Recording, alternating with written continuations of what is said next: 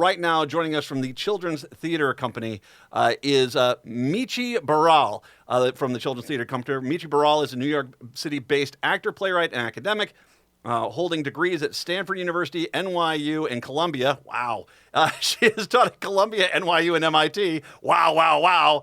Currently, she's on the faculty of Purchase College, and she is joining us to talk about the Children's Theater Company's production of Drawing Lessons, which opens on the 8th and runs through November 10th over at the Children's Theater Company. And Michi is kind enough to join us. Michi, thank you very much. I appreciate the time. Hi, thanks so much. It's wonderful to see you. It's nice to see you too. And by the way, I said that Michi Barall, right? That's correct. Yeah, thank you. I try my best. I'm amazed. My goodness, you are. I look at a resume sometimes and I'm like, oh wow, this is pretty impressive. You obviously have a real gift here, and I'm glad you're bringing it to Minnesota. Well, I like being in school. I think that's really all that says, is I really enjoy being in school. I've really only spent about 10 years of my life not in school. But yeah, I mean, it's been a wonderful just experience being in Minneapolis and working with the Children's Theater, which is an incredible theater company with amazingly talented actors and producers and staff members. It really is such a gem you have in the city. Well, and have you been here before? Did you come here, or when you decided to put this play on, did you say Children's Theater? That's where I'm going to go. Well, so this is part of a commission from the Mellon Foundation. It's a partnership with a bunch of theater companies across the country. They're from underrepresented communities, and the commission basically gave CTC the option of building a repertory of plays from different playwrights from these different theaters of color. And so we started developing this play with the Maui Theater Company in New York City for CTC about 2 years ago. So we've been in process for a while. And actually the play itself is set in Minneapolis. So it's been really helpful to me in 1995. It's been helpful to me to actually be here and to get to work with people who are from the area, to work with locals, to be informants, and to really give me some of the details of what it was like for them growing up here in the 1990s. I think it definitely gives you a very good perspective here. So why don't we hear a little bit about what exactly is Drawing Lessons about?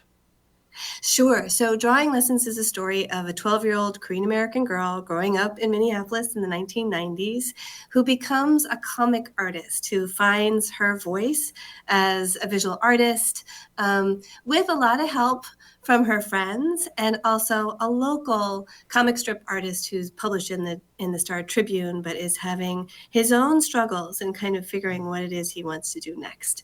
So we use two artists in their development. Our protagonist, Kate, is struggling actually in school, having a hard time, as many kids do, being in 6th grade and trying to pay attention. And her gifts are really in the visual arts. And part of the story that we really want to tell is, everyone has an important way of seeing and an important way of speaking, even if they're quiet.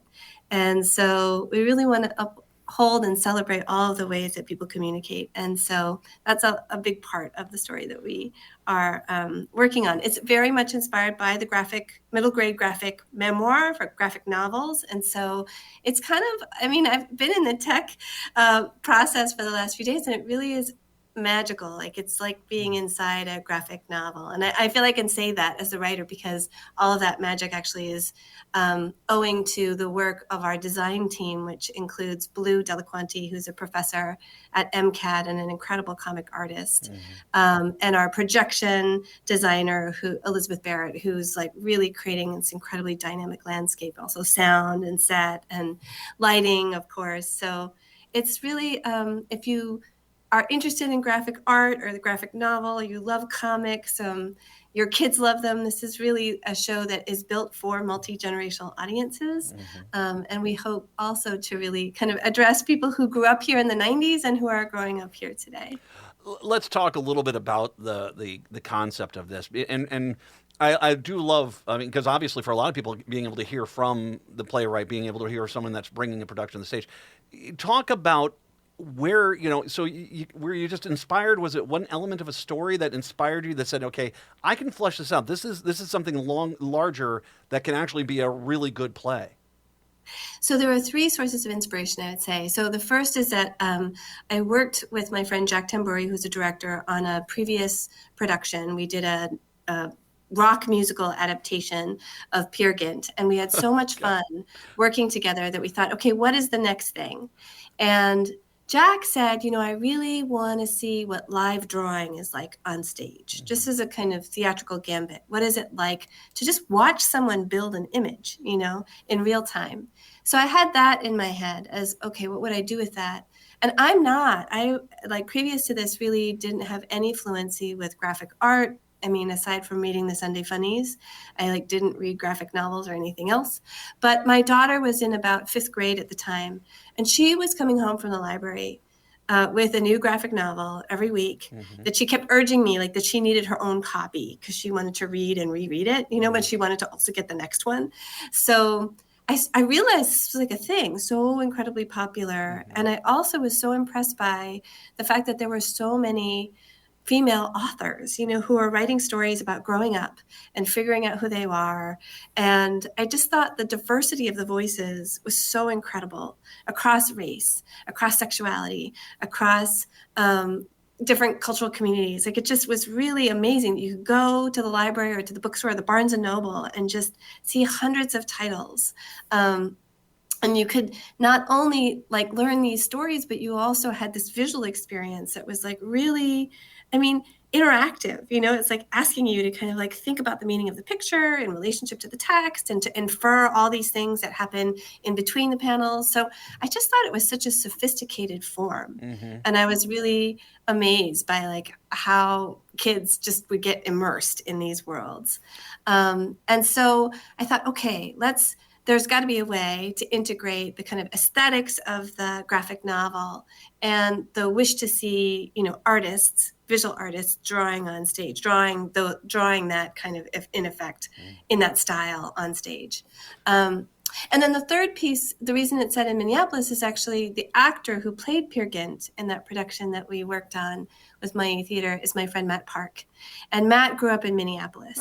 And so I wrote the role of the father for Matt. Matt is playing the role of Matt in the current production. Welcome home. So he lives, normally in Brooklyn, but he's living back in the Twin Cities with his sister right now so that he can be in the play, which is just a huge gift because he's a really wonderful actor. And it's been great to kind of write towards his capabilities. He's incredibly funny and also very heartfelt, and it's really wonderful. You bring this up, and it's fascinating because you're right. Graphic novels. I've got 3 kids too, and the graphic novels really emerged as such a popular form of reading that was out there. And there's a very pop art, pop culture element to it. I mean, we just had the Keith Haring exhibit over at the Walker. You have these things that have kind of impacted how this art has changed. But it tells you how far the art has come, that we're actually taking this and trying to apply a graphic novel type of experience to the stage, which once again goes back to something you said earlier, is got to be a lot of fun to work with the technical crew over at Children's Theater, because I can't even comprehend how they're doing that. They're amazing. There are all these panels. It's just a sight to behold. You really have to see it because it's really the synthesis of all of these art forms on stage. The costume design also I didn't mention, but it's genius. And you really it has the quality, like you were saying, of kind of pop art. They're a little cartoonish, but it's also very much in the same way that the middle grade graphic novel is a very heartfelt, earnest journey that these characters are on. It's very sincere. And that's also something I think that really touched me about those novels, is that they're really meeting kids where they are, in a real way, as opposed to kind of in this ironic or sort of deflecting kind of way. It really kind of, meets them with the kind of anxiety and heart and wish to be seen and to interact with others and to be known by other people and to know other people. All those things were qualities of the format and the form that just really intrigued me and felt really suitable for the children's theater. There's nothing wrong with a classic, Little Women, or one of those great novels of the past. But the reality, if you want to understand where kids are at today, graphic novels are a major source of that, and you will understand kids better, which goes back to something you said at the very beginning, which I thought was just, as a parent, you're a parent, I'm a parent, and you said, sometimes you get a kid who's not doing that great in class, but all of a sudden you realize, oh my gosh, they can draw, or oh my gosh, they can act, oh my gosh, they can sing, or there is a class they're not being offered that they seem to be incredibly interested in. Talk about writing that, and in that sense being is that you're approaching something as the writer that you're, if you're like me, a little older then, so having to relate to kids of that age. I think graphic novels are a great way to do it. Was it just graphic novels? Did you talk a lot with your child and your daughter there about, how you can write this to where it is appealing and understanding and real for the modern teenager? Yeah, I mean, some of it comes from actually my experience as a teacher, and particularly in the wake of the pandemic. Now, I teach college students, so it's totally different. But I think all of us, right, during the pandemic also were kind of in the classroom with our kids. We were like at least trying to figure out how to help them. I was never in the classroom, but was always like trying to figure out like, well, how does fifth grade work? What do you need to do this homework? I don't know if this homework is necessary. It was just all of us trying to figure it out. And I think one of the things that I felt, and particularly talking to my students, was just that school can be an incredibly punitive place for a lot of kids, and a place in which if you don't have a certain set of skills, it can be really hard to navigate. And so I wanted all of us can feel lonely or a little alienated or a little like we don't know if we've found our people yet in middle school, because it's such an intense period of transition and also transformation. Like there's so much happening. And you're taking in so much information about the world, like at that time. And especially now, there's like this kind of like fire hose, right? As you were saying, of information that we're all trying to like assimilate. And so I kind of wanted to stage that experience. And I wanted to give myself a little bit, and the audience a little bit of a challenge by foregrounding or putting at the center a character who's pretty quiet, and that's one of the reasons why they're struggling in school. And who, just to kind of like be with them and to try and figure out what it means to be inside their experience of like quieting the noise and really being with like a visual landscape, an intake of the kind of visual world, processing the world through kind of sensory information that is visual, right? So that was really my investment, was to kind of like, just celebrate kids with that skill and of being able to see the world in a certain way and also to render it on the page. I also wanted to build a little bit as a kind of takeaway for any budding artists, right? That there is like a set of skills that are really kind of primary, that if you have them, you can begin to craft lines that feel more like the ones that you want to put on the page. At the same time, I think the most important principle in the play, really thematically, is that, anyone can draw, and that everyone should probably draw a little if they, can or have the desire to. But there's something about your line, uncluttered, like the line that you drew before you had an idea of what was like good or what was bad, or whether it looked like something or didn't look like something, that line has something to do with who you are, and everyone's line is a little distinct and wonderful. You mentioned something there, and as you talk about that, I mean, obviously, there is a real post-pandemic element to these arts, and not just you in this. I've seen a lot of this where it's kind of like during the pandemic, when you talk about the art there, finding whatever that thing you can do on your own, whatever gives you joy, whatever finds happiness, that thing where it's not just staring at a glowing rectangle all the time, that you should find something like this. But as well, the concept of trying to help young kids, many of them, I mean, obviously this play is geared towards kids who are middle schoolers, older elementary school, middle schoolers, high schoolers. A lot of them just 5 years ago were kind of lost. And because of this pandemic, and in trying to have these kids come to grips with this, that this is what's happened. We're trying to, we understand that this did happen, and we see you, we hear you, and whatever path you may take, that's good. That's a good thing. It's just, maybe one of the things that's an offshoot of this is that the formalities that we had pre-pandemic needed maybe to be broken down a little bit to give some kids the advantage of being able to recover from that time when we were down in the pandemic. Yeah, I mean, I think it's also just really encouraging kids to write their own stories, to think of their own stories as important, contributions to a larger archive of experience, of experiences of the world and of other people. It's really important to me that Kate, we're following her journey, but that she really is, in the same way that this play was built, she really is part of a village, so it really is about a community that's diverse, it's cosmopolitan, that has all kinds of people in it, who really come together to support this young artist's voice.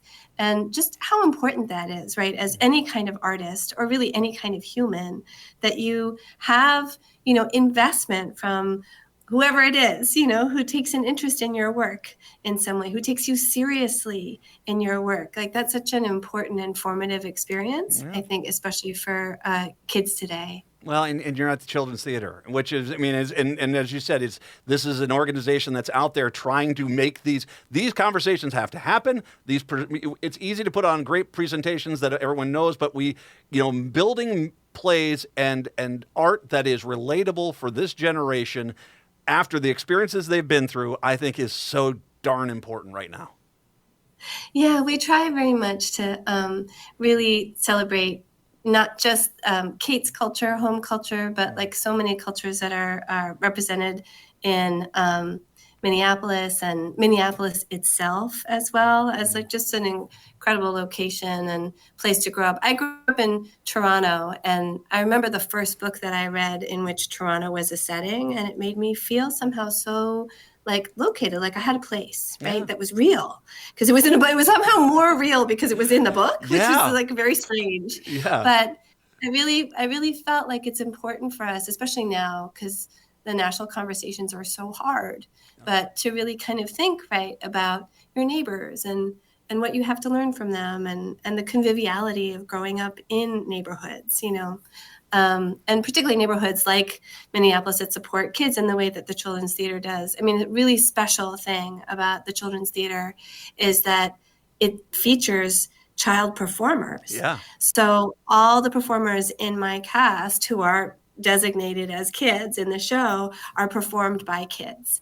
And they're really incredible. I mean, they get up at 6:30. I mean, you have kids, right? Yeah. So they get up at 6:30, they go to school, and they come to us at 4:30, and they work until 9:30 at night. And then they get up and they do it again.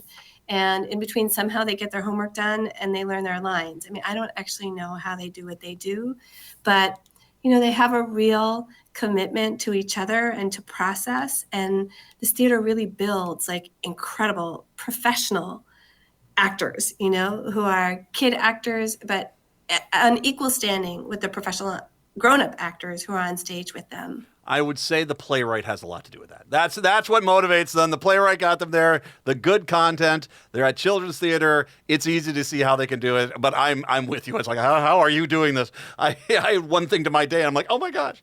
So that's it. It's exactly. Drawing Lessons is at Children's Theater. It opens up on October 8th, runs to November 10th. Tickets available at childrenstheater.org. I'll link to all that a little bit later on. Michi Barall, thank you so much. Thank you for bringing this here. Thank you for working with these kids. Thank you for your art, and thank you for your time today. I really appreciate it. Thank you. It was so great to talk to you. I really appreciate it. And Michi Barall, once again, Children's Theater and Drawing Lessons. Go see it. Go see it. Take your kids. This is a good one. Take the kids. Go see this while it's there for a little more than a month, starting in coming up here next week. We'll take a break. Come on back. It's the Matt McNeil Show here on your Friday.